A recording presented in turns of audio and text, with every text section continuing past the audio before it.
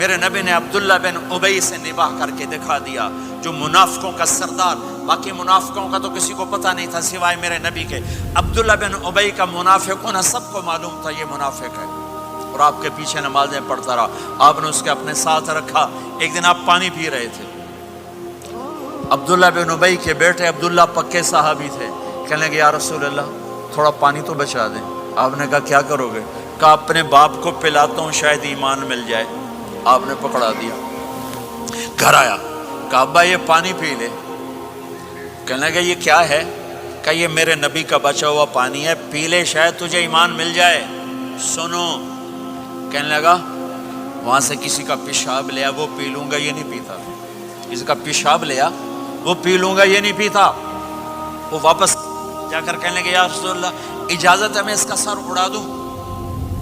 میرے نبی نے عبداللہ بن ابی سے نباہ کر کے دکھا دیا، جو منافقوں کا سردار، باقی منافقوں کا تو کسی کو پتہ نہیں تھا سوائے میرے نبی کے۔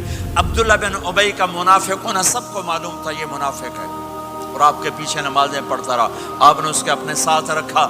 ایک دن آپ پانی پی رہے تھے، عبداللہ بن ابی کے بیٹے عبداللہ پکے صحابی تھے، کہنے لگے یا رسول اللہ تھوڑا پانی تو بچا دیں۔ آپ نے کہا کیا کرو گے؟ کہا اپنے باپ کو پلاتا ہوں شاید ایمان مل جائے۔ آپ نے پکڑا دیا، گھر آیا، کہا ابا یہ پانی پی لے۔ کہنے لگے یہ کیا ہے؟ کہا یہ میرے نبی کا بچا ہوا پانی ہے، پی لے شاید تجھے ایمان مل جائے۔ سنو، کہنے لگا وہاں سے کسی کا پیشاب لیا وہ پی لوں گا، یہ نہیں پیتا۔ کسی کا پیشاب لیا وہ پی لوں گا، یہ نہیں پیتا۔ وہ واپس جا کر کہنے لگے یا رسول اللہ اجازت ہے میں اس کا سر اڑا دوں؟ آپ نے کہا نہیں، تیرا باپ ہے۔ مسلمانوں کے بازار میں ایک یہودی بادشاہ نے اعلان کرا دیا کہ میرے 4 سوال ہیں، اگر کوئی مسلمان ان 4 سوالوں کا اگر جواب دے دے گا تو میں مان لوں گا کہ اسلام سچا مذہب ہے، اسلام اچھا مذہب ہے، اور اسلام ہی پکا مذہب ہے۔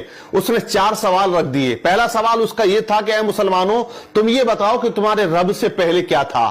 اس کا دوسرا سوال تھا اے مسلمانوں یہ بتاؤ کہ جب تم عبادت کرتے ہو تو پوری دنیا کے اندر جو مسلمان اللہ کے آگے جھکتے ہیں، سجدہ کرتے ہیں، تو وہ رب تمہارے سجدوں کو، تمہاری عبادت کو کیسے دیکھ لیتا ہے۔ اس کا تیسرا سوال تھا کہ اے مسلمانوں یہ بتاؤ تمہارے رب کا چہرہ کدھر کو ہے، اس کا رخ کس طرف کو ہے۔